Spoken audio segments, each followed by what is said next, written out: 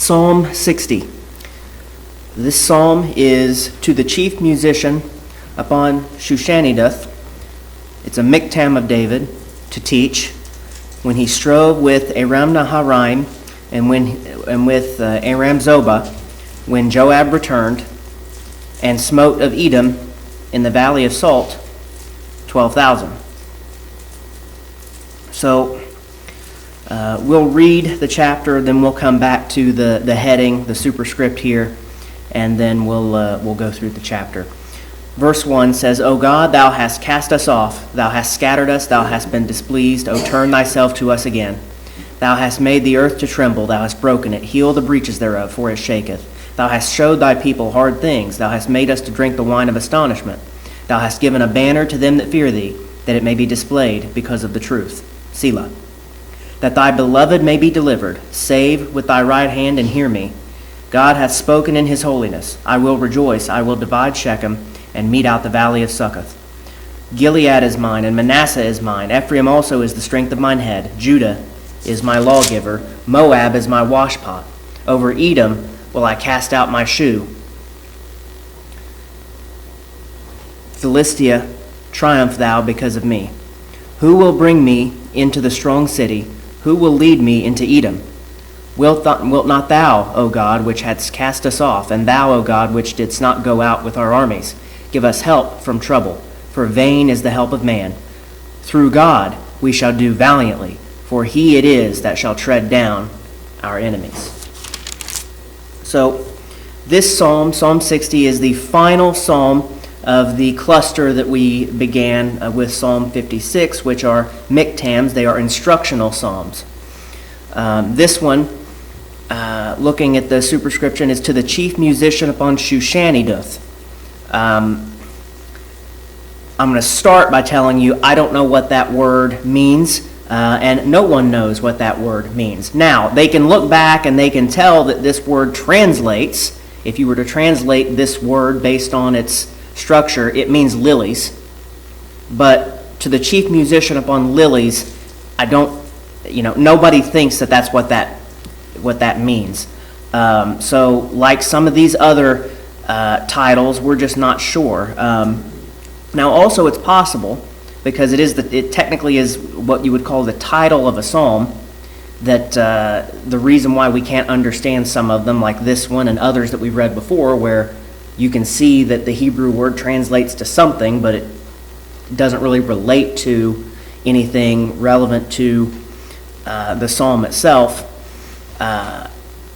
It's possible that it's just done that way for stylistic purposes for titling. I mean, you think of different songs or hymns that have a certain title to them that may not necessarily go along. Now, with hymns, that's less likely, because typically a hymn, the title is usually found somewhere in the actual hymn itself. And this is nothing against hymn writers, but the titling of hymns is not the most creative enterprise that humans have ever engaged in. It's typically a very simple way. The theme of this hymn is this, and we find it in this verse. There's the title. So now we have other songs and things like that that have titles that don't appear in the song, and maybe that's what this is. That's one of the theories, is that it's just a stylistic title. Beyond that, we don't know. Okay, we spent enough time on that. It's a miktam of David to teach when he strove with Aram Naharaim and with Aram Zobah. So these are areas of land. That first one, Aram Naharaim, would be in modern day northwestern Iraq, situated between the Tigris and the Euphrates rivers. So it was a very fertile piece of land and he was fighting with the people there. And then with Aram Zobah, which would have been somewhere very close. It would have been maybe the northeastern part of Syria, which is, if you go west from Aram Naharaim and you go west, you're in Syria. So that's about where that was. So northeast of Israel itself. It says, when Joab returned and smote of Edom in the valley of Salt 12,000. Now, we've studied through that before when David conquered Edom there. And you can read about that in 2 Samuel chapter 8. We're not going to go read it this morning. Edom had been conquered in the valley of Salt multiple times by kings of Israel. Verse 1, O God, thou cast us off, thou hast scattered us, thou hast been displeased. O turn thyself to us again. Okay, so he starts out addressing God, and he says, thou hast cast us off. Now, let me ask, as a Christian, have you ever been cast off by God?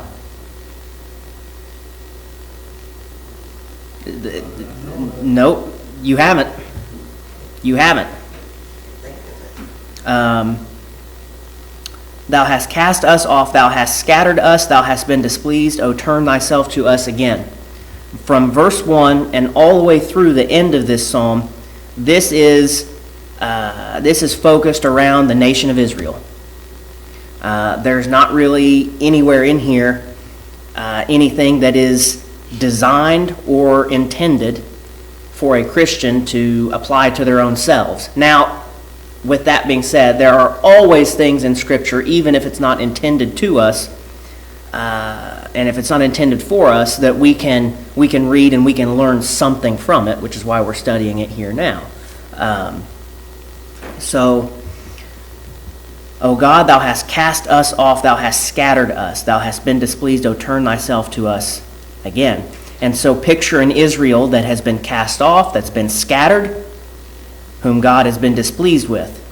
And David here is writing, O turn thyself to us again. Now Israel had not, at this point in its history, been cast off and scattered. God had been displeased with them some, but they had not been cast off and scattered during David's reign as king. They had not always won everything heartily, but they retained their borders. They retained their lands. They didn't lose lands. They expanded under David. So this, I believe, is a reference to a future event that has yet to that has not only not taken place in the past, but is yet to take place in the future. So he says, "O turn thyself to us again." He's making a plea. He says, "Thou hast made the earth to tremble, thou hast broken it. Heal the breaches thereof, for it shaketh." And that lines up with the events that we read about in the judgments during the tribulation period, where God, basically lets the earth just, as I've said before, I don't think that God's, standing on the pitcher's mound, going to throw asteroids and meteors at the earth. What's going to happen is he has got his hand around the earth, protecting it. He's keeping the universe together. And as he loosens that grip, and as he lets those things go, we've talked about that the earth, the universe, it's got the curse of sin on it. As he loosens his grip and he lets things go, that curse of sin begins to overtake, and the universe, the earth, just follows the natural consequences of that. Things fall apart. And we see that in our everyday lives. What happens to things that you don't maintain? They fall apart. And it doesn't take very long either. Not in the grand scheme of things. Build a little shed in your backyard, and you can build it really well. You can even hire somebody that knows way more about stuff like me, like Ron or Dwayne, that know about building and know about how to do those things. I'd build it, it'd fall over the next day. But you could hire somebody that really knows what they're doing. They could put it up there. It could be really solid, sound structure. Then don't enter it. Leave it there. Don't touch it. Don't spray it with a hose. Don't do anything with it. Just leave it there. And then go back and see what it looks like 5 years later. It's not going to be pretty. It's going to be ugly. The weeds are going to overtake it. And as they do, they're gonna weaken the structure as the plants go in, and it may even fall down, depending on how big it is and what kind of material was used to build it. So things fall apart in the laws of thermodynamics. They call that entropy, which is there is no new creation of matter or energy in the universe. Matter can be converted to energy and vice versa, but you're not going to have new matter and new energy. And the thing is, the energy levels of the universe, they're going down. They're going down, they're going down, they're going down. Now, we're not going to get into talking about what dark matter is and what dark energy is, because physicists themselves, they can study it for 30, 40 years. They still don't know what it is. That's why it's called dark matter and dark energy. They see things coming into the universe it appears from outside the universe, and that doesn't make any sense to them. So we'll leave that. I'm not qualified to speak on that anyway. But things fall apart, and that's what's going to happen to the earth during that tribulation period, during those judgments. Whenever the earth, there are great earthquakes. God loosens his grip on the earth, and it just shakes on itself. And that has drastic and devastating impacts on the people that will still be living on the earth at that time. He says in verse 3, "Thou hast showed thy people hard things. Thou hast made us to drink the wine of astonishment." And again, all you have to go is go read the seal, the judgments in the opening of the seven seals. Go read the judgments of the vials or the bowls, and go read the judgments of the trumpets, 7 each time, and you can see that there are hard things being shown. "Thou hast given a banner to them that fear thee, that it may be displayed because of the truth." Selah. And so even through all of that, he says, "Thou hast given a banner to them that fear thee, that it may be displayed because of the truth." They still have something to rally around. That's what a banner is for in war, at least in ancient times, and even in modern, not necessarily now, but even as late as 100 years ago. You still had people that would go into war, and what did they do? They were flag bearers or standard bearers, and they would hold that thing up, and that was their job. They didn't shoot at the enemy. They didn't carry anything. I mean, they would have had a helmet just like anybody else, and they may have carried a weapon strapped to their back, but they carried that flag, and that was a banner. It was a rallying point. It was a symbol, and it was a symbol of strength. It was a symbol of perseverance. It was a symbol of valor.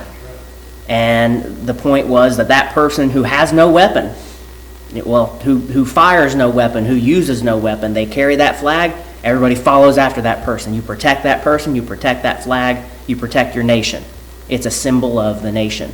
And so that's what this banner is that God has given them. It might not necessarily be a literal banner, but he's given them something to come around. Most likely, in the future, during the tribulation, it will be the Word. It will be God's words. It will be his scriptures that they're able to come around, and they're able to say, this is our symbol. This represents us, because we have chosen, even during this time of tribulation, that we are going to choose God. Because there will be people during that time, there will be people during the tribulation that do accept him after that point. He says in verse 5 now, "That thy beloved may be delivered, save with thy right hand, and hear me." Who sits at the right hand of the Father? Who's going to save the nation of Israel during the tribulation period when he comes in at the very end of it, at the end of 7 years? Jesus. He comes in his second coming. God will save them with his right hand. God has spoken in his holiness. "I will rejoice. I will divide Shechem and mete out the valley of Succoth. Gilead is mine, and Manasseh is mine. Ephraim also is the strength of mine head. Judah is my lawgiver." And so David here now is speaking and he's saying this is God had spoken in his holiness. This is what God will do. He says, I will rejoice, I will divide Shechem and mete out the valley of Succoth. Shechem and Succoth. Shechem is in Israel. Succoth is actually in what is now modern day Jordan. It's on the east side of the Jordan River. Gilead is mine and Manasseh is mine. So Shechem is actually in the territory of Manasseh. Gilead there belongs to Israel. Ephraim belongs to Israel, and Judah again is also one of the tribes of Israel. Then it says, Moab is my washpot, over Edom will I cast out my shoe. And so he praises, he says all these good things he's going to take care of. He's going to handle these areas that belong in Israel and belong to Israel. And then he looks at the nation of Moab, and he says, Moab is my washpot. Over Edom will I cast out my shoe. And so God will have a special purpose for the lands of Moab and Edom in that time. And specifically with Edom, we've spent a lot of time talking and studying about Edom in the past. And we have studied out that there's going to be, in the tribulation, there's going to be this burning tar pit. And it's going to be a type. It's going to be a representation. It's going to be a picture of what hell looks like. And that's going to be in existence during the millennial kingdom, during the greatest time on earth ever. There will still be that picture. There will still be that symbol for people to be able to see and know that, yes, sin has consequences. It says, who will bring me into the strong city? Who will lead me into Edom?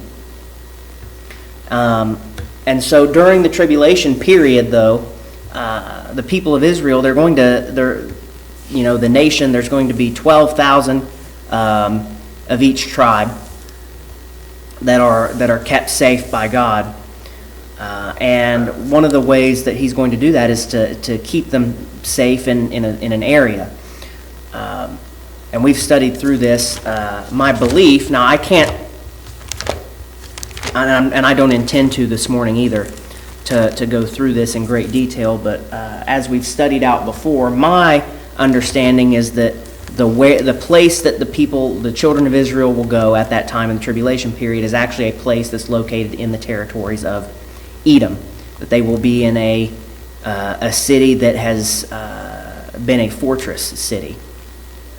And so we see, though, that God is going to protect his people at that time. If we look at Revelation chapter 12. Revelation chapter 12. And this is, we're not going to read all of verses 1 through 6. We're going to read verse 6, which refers to a woman. It says, And the woman fled into the wilderness, where she hath a place prepared of God, that they should feed her there 1,260 days. So 1,260 days is, that's 3.5 years. And then we look at verse 14. It says, And to the woman were given 2 wings of a great eagle, that she might fly into the wilderness, into her place, where she is nourished for a time, and times, and half a time, from the face of the serpent. And so again, a time, and times, and half a time, 3.5. So 3.5 years. And the tribulation period is going to be a 7-year period, but the great tribulation, that period of extreme judgment, that period where the Antichrist is desperately trying to destroy, desperately trying to conquer, is going to be a period of 3.5 years, half of the time of the tribulation period, which corresponds, because the Antichrist's ministry, the Antichrist's work, is going to take place over the same amount of time as who? How long did Jesus' ministry last? 3.5 years. It began when he became, in the eyes of the Jewish people, a full-grown, full-fledged, absolute adult. That's when you reach the age of 30. You are considered to be fully formed, fully fledged, you are not in any way considered a child anymore after the age of 30. Now, that I almost think that we need to go back to that in our country, because it seems like there's a lot of people running around in their 20s that don't know anything about what they're doing. But, I mean, you can't even read. You're not until you're 30, and this is still true today. You're not even supposed to read Song of Solomon until you turn 30 years old in the Jewish shuls. They don't permit their children to read that book until they reach the age of 30, because they believe you have to be mature in order to understand the things that are being written in the Song of Solomon.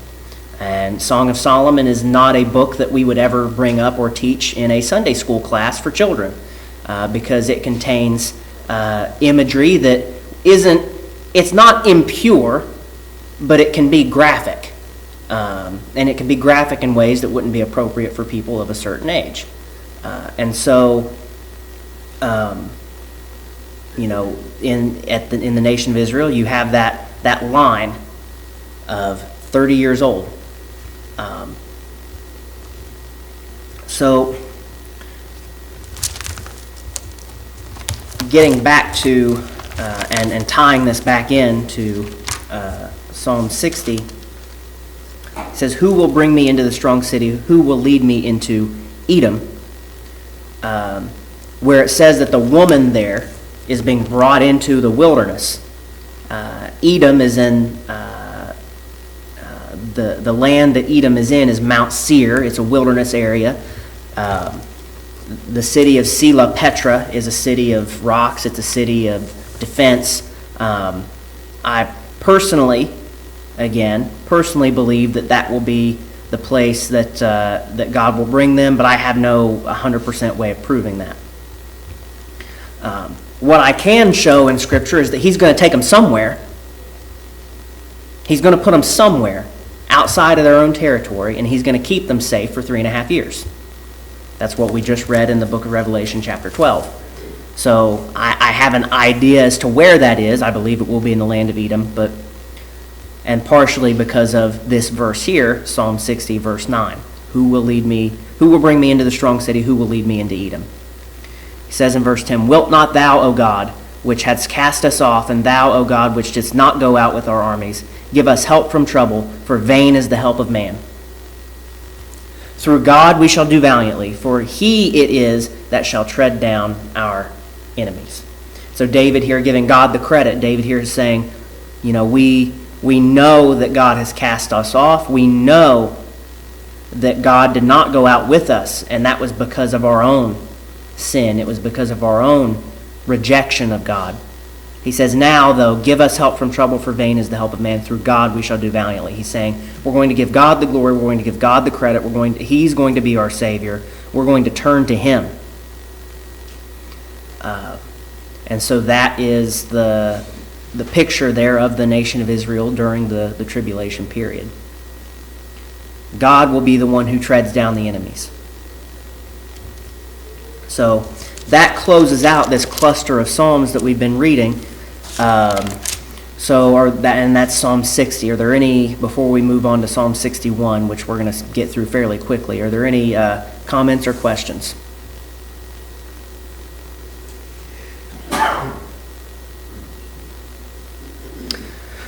Okay. Psalm 61, this is to the chief musician upon Neginah, a psalm of David. Psalm 61, before we begin reading, it begins another cluster of psalms that runs through Psalm 68. 62 through 68 basically carry out the theme that is established in Psalm 61. So it's not like where you have Psalm 56 through 60, where they're all specifically miktam psalms, psalms of instruction. It's just that they have a common theme that runs throughout. So this is to the chief musician upon Neginah. So we've ran into that before. This is meant to be played upon stringed instruments, is what that means. Verse 1, "Hear my cry, O God, attend unto my prayer. From the end of the earth will I cry unto thee, when my heart is overwhelmed. Lead me to the rock that is higher than I. For thou hast been a shelter for me and a strong tower from the enemy. I will abide in thy tabernacle forever. I will trust in the covert of thy wings. Selah. For thou, O God, hast heard my vows. Thou hast given me the heritage of those that fear thy name. Thou wilt prolong the king's life, and his years as many generations. He shall abide before God forever. O prepare mercy and truth, which may preserve him. So will I sing praise unto thy name forever, that I may daily perform my vows. And so the theme that is established here is the crying out and the confidence to God. Crying out to God and having confidence in him. That is the theme that is set here. And so, hear my cry, O God, attend unto my prayer. So David is asking, he's asking for supplications. He says, from the end of the earth will I cry unto thee when my heart is overwhelmed. Lead me to the rock that is higher than thine. And that's a beautiful statement there. Lead me to the rock that is higher than I.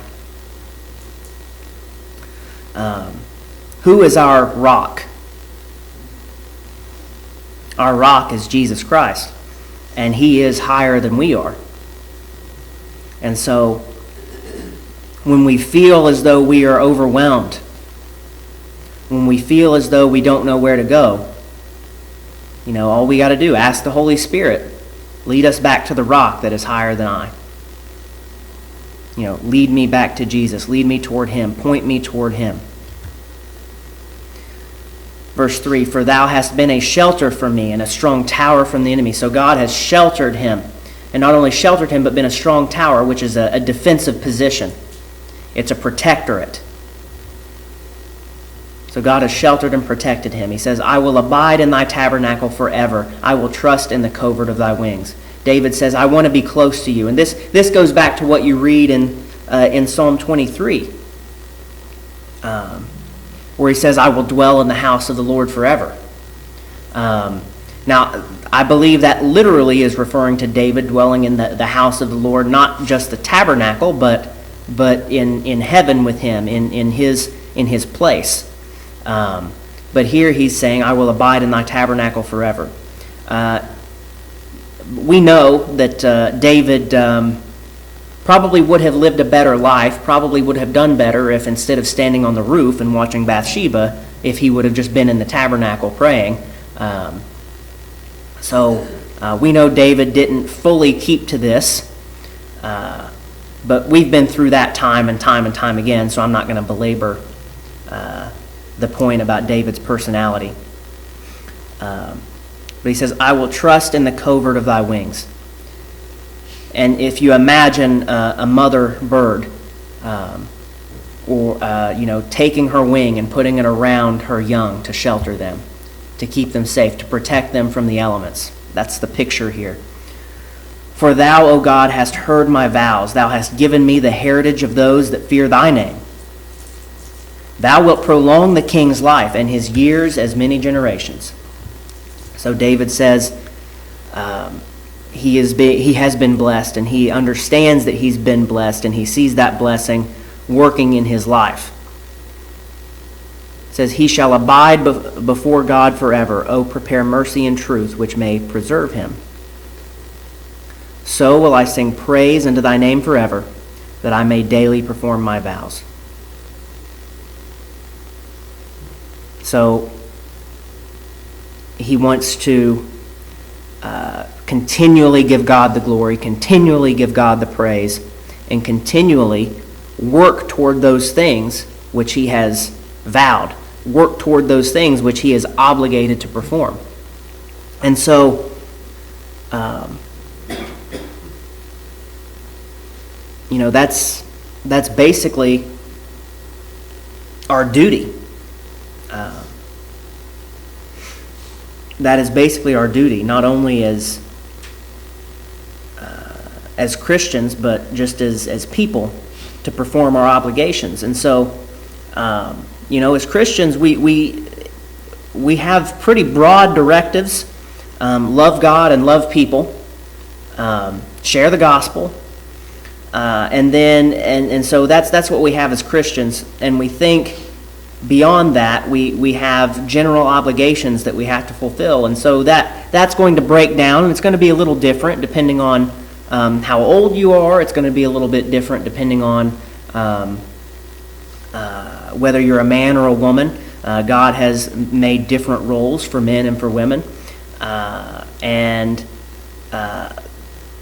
Just one of those roles is being a father versus being a mother. Both of those equal parent, but a father is different than a mother. A mother is different than a father. A mother has different things to provide, different things to do, different things that they can share with that child that a father cannot. And there are certain things that a father is to provide. There are certain things that a father is to share. There are certain things that a father is to teach. There are certain things that a father is to do. And so the burden of leadership falls upon the father of a household, the husband of a household. That burden is shared with the wife, who is the helpmeet, but the accountability falls on the husband. God looks down, he sees a family that's failing, he sees a family that's all out of order, he sees a family that's gone in reverse. Husband is number one on the list of people who are responsible. So,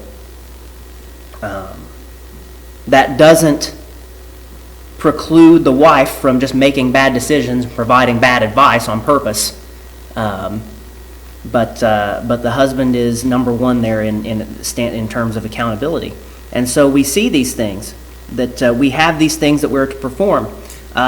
We know that Paul has said that not providing for your family makes you worse than an infidel, makes you worse than a non-believer. To just not provide for your family is a horrible thing. And again, that would come back to the man side of the equation there, that we are the primary providers. It doesn't mean women don't have some kind of responsibility. You can read in Proverbs the words of King Lemuel, and you can read what a virtuous woman is there in the very final chapter of the book of Proverbs. And you can read that a virtuous woman is someone who leaves her house, works to support her family, and works to provide these things. She'll work in her home, and then she'll leave the home, and she'll go and she'll sell the things that she's made, and she'll bring that back because she loves her family. That she will, and it doesn't necessarily have to be that specific occupation that's mentioned there. You don't necessarily have to weave and spin clothing and go sell it, or whatever, churn butter, and so that's not necessarily what it is.